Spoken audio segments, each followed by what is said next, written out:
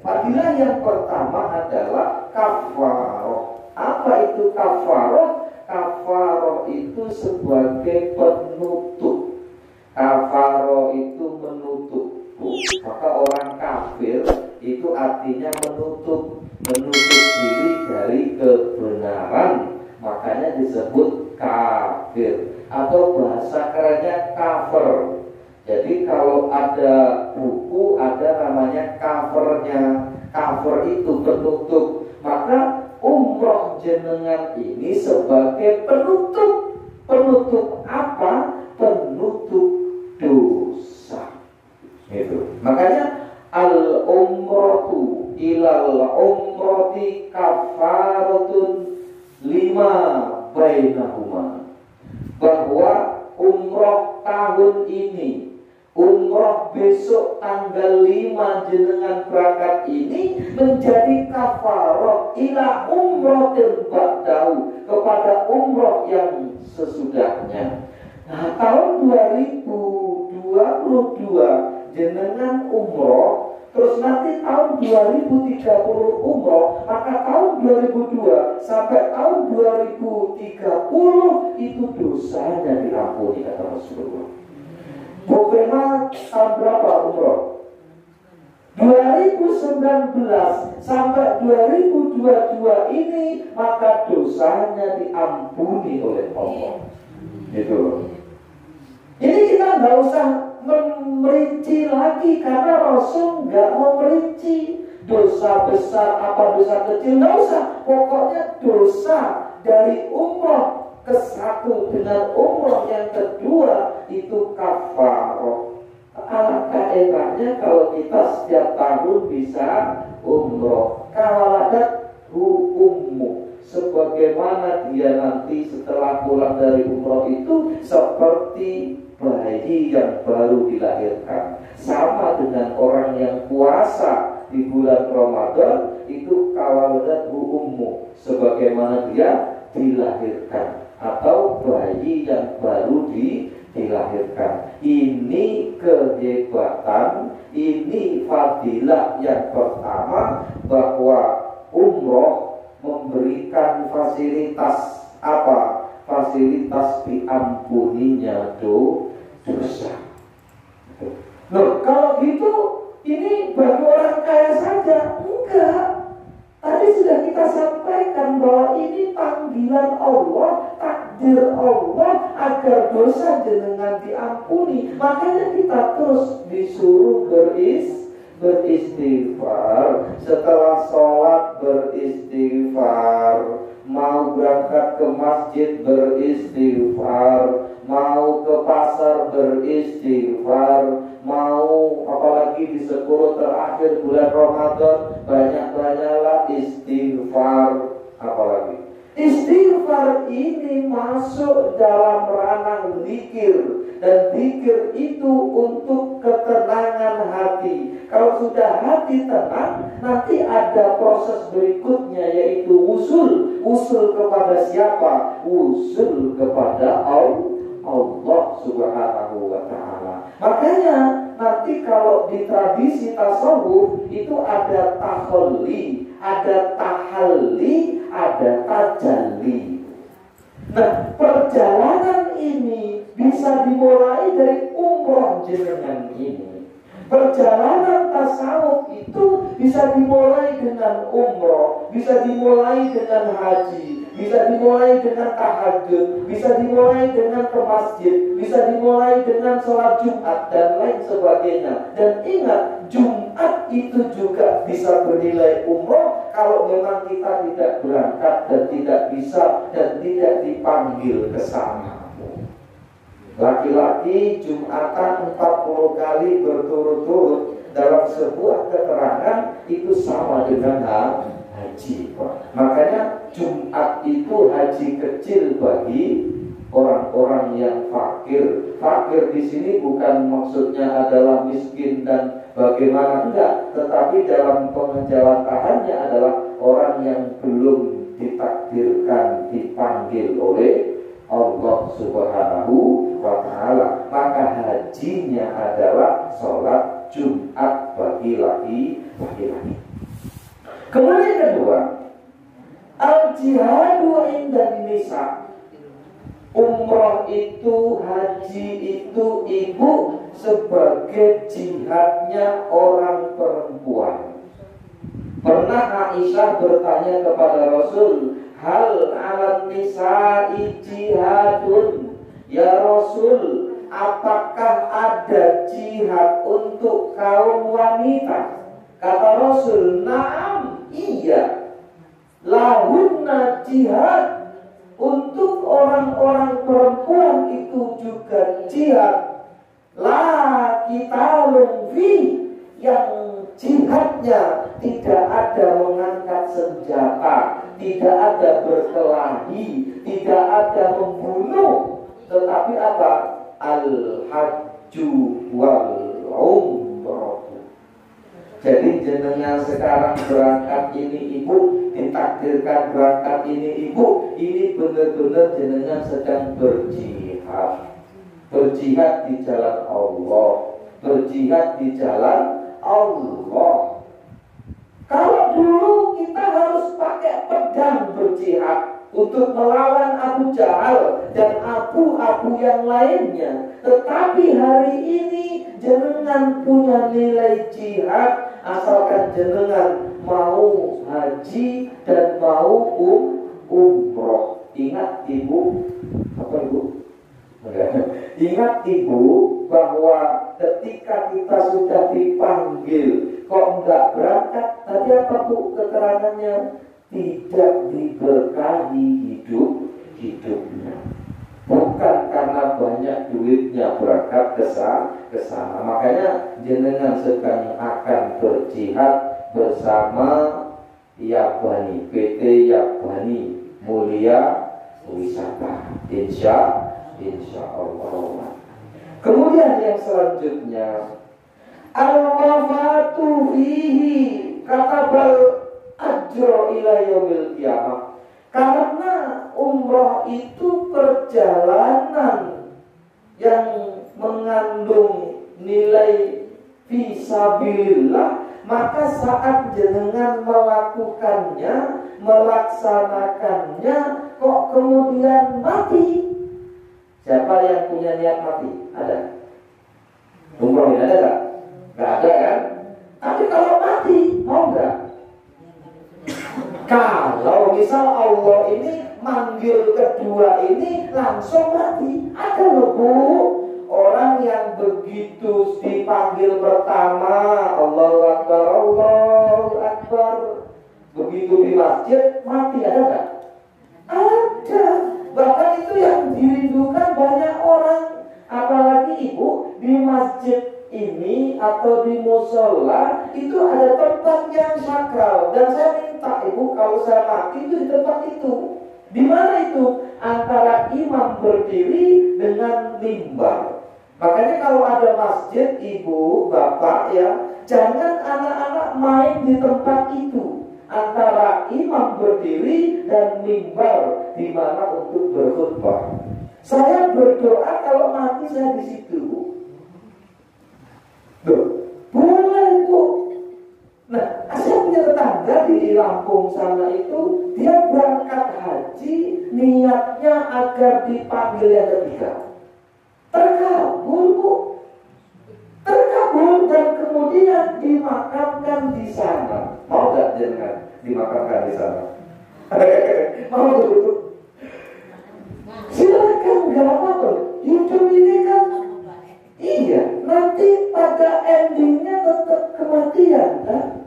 Hanya saja memang kemudian nanti anak-anak cucu kita jauh mau ziarah, tapi kan gak ada yang gak mungkin kan untuk ziarah ke sana. Akhirnya nanti keluarga kita menjadi orang yang sering ke sana. Contohnya Mbah Mun. Mbah Mun itu ibu ditakdirkan mati di sana dan dikuburkan di sana. Itu permintaan Mbah Mun. Kenapa? Mbah Mun itu tiap tahun dari usia sekian, dari mulai balik sampai meninggalnya itu selalu haji tiap tahun. Menjadi tamu khususnya Arab Saudi, coba. Karena keilmuannya, karena tasawuf punya baju. Pada akhirnya nanti kemudian apa? Dipanggil juga untuk meninggal di sana itu. Jadi monggo ini yang sudah siap, karena memang perjalanan ini perjalanan yang siap segalanya loh Bu ya. Jangan, sebenarnya yang nggak salah sih, minta doa saya selamat ya, itu sebenarnya ya bener nggak bener Bu. Harusnya jenengan itu yang mendoakan kami yang tinggal ini, bukan kami yang tinggal, doakan jenengan. Sebenarnya ini kebula Pak, harusnya jenengan doakan kami selamat. Kalau jenengan ini perjalanan yang suci, nggak selamat nggak apa-apa gitu loh kira-kira. Ada jenengan kok misalnya pesawatnya jatuh, misal mau bilang jenengan masuk surga gitu. Perjalanan fisabilillah. Enak gak kira-kira? Ayo siapa yang pilih mati? Oh enggak. Gak usah diminta, tapi pasrah. Karena pasti pasrah kepada Allah yang total. Dan itu hanya ada di hati jenengan. Kepasrahan kepada Allah itu adanya di hati jenengan. Itu pasrah. Tuh. Jadi kematian yang kita menjalankan umroh itu kematian fisabilillah dan akan dicatat sampai kiamat sebagai umroh. Ini hadisnya. Man kharaja hajan famata katabalau ajrul haji ila yaumil qiyamah. Siapa orang yang keluar berangkat haji, artinya naik haji, kemudian dari proses perjalanan ini kemudian dia mati, maka dia akan ditulis pahalanya haji sampai hari kiamat. Jadi pas nanti ada haji, ditulis lagi dia berhaji. Ada haji, ditulis lagi dia berhaji. Seperti itu. Sama man kharaja mu'tamiron. Siapa orang yang keluar berumroh famata, kemudian dia meninggal, kata balahu ajrul mu'tamir ila yaumil qiyamah. Dia akan dicatat sebagai orang yang umroh setiap saat. Coba tuh. Padahal umroh itu bisa dilakukan hanya 4 jam lah kira-kira. Kalau cepat nggak begitu rame 2 jam selesai Pak umroh itu Pak. Makanya saran saya nanti di sana Bapak Ibu, jenengan umrohkan orang tua kalau sempat, jenengan umrohkan ibu bapak, jenengan umrohkan suami, jenengan umrohkan anak. Kalau bisa 5 kali 3 kali nggak apa-apa, ya minimal 2 kali lah. Orang tua atau suami atau istri, yang istri nggak berangkat, yang suami nggak berangkat, suaminya diumrohkan. Agar apa? Agar tahun ini suami kita dapat pahala umroh. Boleh nggak? Boleh. Iya, sudah aman ya. Ibu sudah aman buat suaminya. Oh sudah. Itu diumrohkan ya Bu ya. Ibu udah berapa kali umroh? Oh baru ini. Ya, berarti ibu. Nah kalau ada kesempatan lagi bapaknya, atas nama bapaknya, bapak jenengan masih kuat lagi, atas nama ibu begitu. Kuat lagi atas nama siapa lagi? Mertua. Boleh. Berkali-kali boleh. Seperti itu. Mumpung di sana. Kenapa? Karena yang namanya umrah itu sebentar ibu.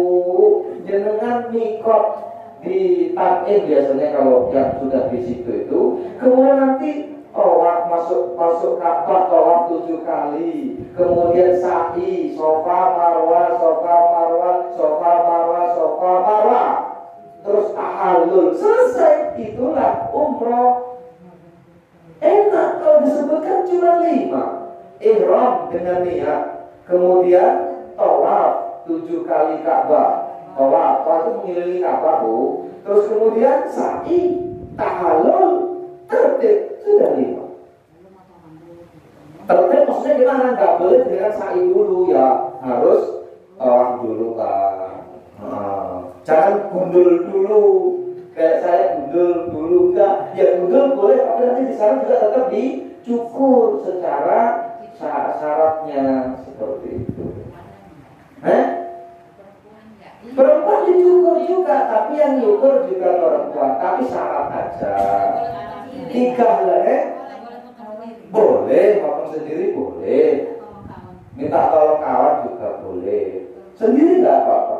Untuk laki-laki saran saya Pak gundul Pak. Mau nggak gundul dia? Habiskan Pak. Biar habis di sana Pak ada masalah kita ini. Saya 2 kali gundul mengkilat itu. Enak, fresh, hilang. Bersih juga. Tahallul. Kita mau tahallul juga Bu ini. Ada bapak ya yang jasanya itu sampai 100 real. 100 real itu berarti berapa itu? 400 ribuan ya. Iya, hampir 500 ribu gundul. Mahal nggak? Yang biasanya 10 real Pak. 10 real itu 5 real ada itu. Jadi jangan yang mahal-mahal. Ya kalau jenengan niatkan sedekah nggak apa-apa. Terus perhatikan sendal Bu, ya sendal di sana itu. Jenengan sampai naruh sendal di rak-rak sendal itu jatuh, nanti ada alat yang ambil buang. Dibuang sendal bagus itu dibuang, tak dibuang kemana? Ada kawan itu sampai 5 kali ganti sendal umroh.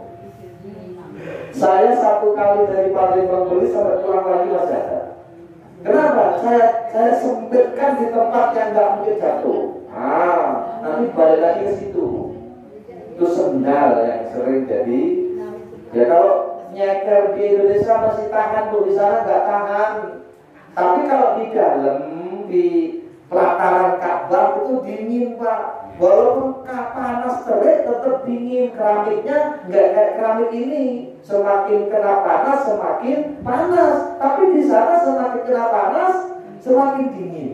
Kayak biasa itu Pak. Duduk-duduk di pelataran Ka'bah itu nggak apa-apa. Walaupun terik matahari. Itu bedanya keramik di sini dengan keramik di Ka'bah itu. Itu Bu ya. Jadi sendal juga dihati-hati. Kok sampai sendal saya? Ya, udah jam 10. Baik, kita teruskan sedikit. Kita belum masuk ke rukunnya lagi. Alhamdulillah bahwa jenengan adalah tamunya Allah. Al-ghazi fi sabilillah wal haju wal mu'tamiru wafdullah. Orang yang berperang di jalan Allah, orang yang berhaji, orang yang berumroh, itu hakikatnya adalah wafdullah. Apa wafdullah? Tamunya Allah. Terus diteruskan di sini, da'ahum fa'ajabu. Allah memanggil mereka dan mereka mendatangi panggilannya. Jadi jenengan itu dipanggil oleh Allah menjadi tamu, kemudian jenengan datang. Fa'ajabu. Tetapi ada yang fa'abau, ada yang enggan. Siapa yang enggan? Yang enggan yang sudah punya kemampuan, tetapi dia tidak berangkat. Jenengan sekarang punya kemampuan, tak bagaimana, gak usah diceritakan. Pokoknya mampu sekarang ini berangkat. Berarti Anda jenengan semua ini ajabu telah menuruti atau mendatangi panggilan itu. Nah, selanjutnya wasalu fa'atohum. Ketika orang yang dipanggil Allah itu meminta, kata dalam hadis, fa'atohum, maka Allah akan memberi. Ayo, penak tenang Bu sebenarnya. Aku ya pengen anak sing umrohnya. Tapi aku ngomong nih kono.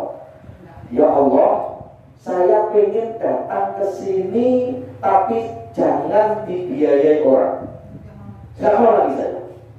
Begitu pula umroh yang kedua, saya mau direkomendasi lagi untuk umroh, saya nggak mau. Sakingnya saya malu, kenapa 2 kali dibiayai. Ketika mau dibiayai lagi, dipromosikan untuk mau diumrohkan, saya nggak mau. Akhirnya, alhamdulillah tahun 2000 setelah umroh itu saya bisa daftar haji. Insya Allah kalau enggak ada halangan tahun 2029. Entah karena corona 2 kali molor ini, apa kemudian nanti harus bergeser 2 tahun, wallahu a'lam. Kita ikuti dan semoga saya masih sehat sampai tanggal dan tahun di mana saya harus berangkat, dan otomatis ada biaya untuk melengkapinya. Nah, tapi ingin, kata Bu Hayati tadi, ingin betul, rindu kita. Kita itu sebenarnya sama Rasul kan nggak pernah ketemu ya Bu ya. Jenengan nanti ada rasa rindu. Kalau jenengan sudah masuk di Raudhah, nangis jenengan, itu seminggu itu nggak berhenti menangis Bu. Bu Farika berapa minggu menangis terus mengingat Rasul? Saya itu asal sholawat sampai saya itu pulang dari umroh yang kedua ini, setelah asal saya sholawat nangis. Akhirnya saya nggak sholawat sampai mungkin setengah bulan saya nggak sholawat. Asal sholawat, ingat bagaimana orang sedunia ini Pak berebut masuk ke Raudhah. Kok segitunya sampai masuk Allah. Kadang-kadang laskar itu gak digubris lagi, saking pengen masuk ke Raudhah. Itu keinginan bukan nafsu, tapi benar-benar karena rindu kepada Rasulullah. Karena bayangan Rasul itu ada di Raudhah. Bagaimana ini rumahnya Rasul, ini podiumnya Rasul untuk khutbah. Selalu Rasul ini jadi itu tempatnya Rasul setiap hari. Situ. Maka sampai disebut Raudhah. Itu nanti ada karpet warna hijau ya Bu. Karpet warna hijau. Kan lainnya itu warna apa ya? Warna merah, agak merah begini lah. Merah tapi merah corak juga. Hijau juga nggak hijau semua, hijau corak gitu. Tapi beda nanti Bu. Nah itu kalau kita keluar dari Masjid Nabawi, itu ada kubah hijau. Maka itu kubah hijau itu jadi stempelnya Bu Hayati untuk Masjid Salim Ar-Raudhah seperti itu. Ke situ anunya itu Bu.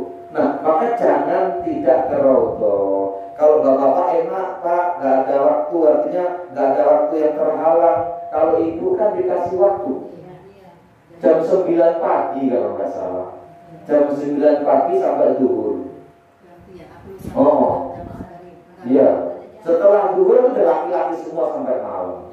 Makanya benar-benar ibu harus ekstra punya kemauan, niat dari maktab ingin ke Raudhah. Bismillah ya Allah, sampaikan saya ke Raudhah. Kenapa? Karena saya punya kawan itu 3 kali baru bisa masuk. Saking antrinya, Masya Allah, luar biasa. Berebut, ingat. Jangan suudzon kepada mereka nafsu untuk masuk ke Raudhah, tapi kerinduan kepada Rasulullah. Kita belum pernah berjumpa sama Rasul, tapi kita ini adalah setitik cahayanya Rasulullah yang mengalir cahaya itu. Kenapa? Karena Rasul adalah cikal bakal alam raya ini. Kenapa? Karena Allah belum menciptakan segala sesuatu terkecuali Allah menciptakan cahaya Nabi Muhammad. Itu ada di Tafsir Duror, kalau usah kita terangkan. Jelas bahwa Rasul adalah cikal bakal alam raya. Terakhir, Diyaul Fakri, bahwa umroh itu ibu menghilangkan kefakiran. Ya walaupun banyak di sini yang menafsirkan kefakiran bukan kemudian langsung kita kaya raya, enggak, tetapi kekayaan yang maknawi, bukan yang sepemahaman kita bahwa banyak duitnya, enggak. Yang jelas bahwa jenengan umroh itu insya Allah akan menjadi berkah rezeki yang ada di tinggal. Begitu nanti jenengan kembali, itu akan berkembang kembali dan kemudian akan menjadi tidak miskin. Itu makna yang pertama. Makna yang kedua, jenengan betul-betul sudah kaya hati. Itu yang penting juga, kaya hati. Kenapa kaya hati? Kaya hati itu nggak ngiri lagi, Bu. Nggak ada lagi sifat SMS. Apa SMS? Senang melihat orang susah, susah melihat orang senang. Itu penyakit hati yang sulit bagi manusia. Hanya dengan berzikir sebenarnya bisa hilang itu, sedikit-sedikit. Makanya nanti ibu kalau jenengan berminat untuk masuk thariqah dalam sebuah thariqah tasawuf, itu ada tradisi menyebut Allah dalam sehari nggak kurang 5.000 kali. Itu ditujukan pada latoif, ada latifah yang harus kita sebutkan agar latifah itu terkendali. Ada latifah kolbu, ada latifah ruh, ada latifah sir, ada latifah khofi, ada latifah akhfa, ada latifah nafsu, ada latifah kolak, dan lain sebagainya. Itu semua dizikiri agar nanti jenengan nggak ada lagi SMS. Itu. Nah, di sini disebutkan tabi'u bainal haji wal umrati fa innahuma yanfiyanil faqra wad dunub. Bahwa antara haji dan umrah itu keduanya menafikan, meniadakan, menghilangkan al-faqra. Apa al-faqra? Fakir. Fakir itu kalau dalam konteks ilmu zakat itu adalah orang yang butuh 10 dapat 3. Itu fakir. Saking sulitnya hidup, kurang. Nah itu sampai disebutkan aswak lebih buruk minal miskin dari orang miskin. Wadunub juga menghilangkan dosa. Karena yang filkiru khobatal hadid wadahab wal fiddah. Sebagaimana air raksa, air keras menghilangkan kakarat yang ada di dalam besi. Jenengan punya besi, punya golok yang lama nggak diasah, jatuh disewakan, sebulan kemudian baru ketemu, itu ada karatnya, Bu. Untuk menghilangkan karat itu harus direndam pakai air, namanya air raksa atau air apalah yang disebut alkir dalam bahasa Arab. Alkir air raksa itu. Maka jadi hilanglah karatnya. Emas jenengan pakai terus ada karatnya. Jenengan punya perak jenengan pakai lama-lama ada karatnya dan seterusnya. Itu membayangkan bahwa begitu loh ketika kita umroh, begitu loh ketika kita haji, menghilangkan dosa kita seperti air raksa menghilangkan karat yang ada yang menempel di pedang kita atau di golok kita. Seperti itu insyaallah. Nah Ibu, ini sudah jam 10.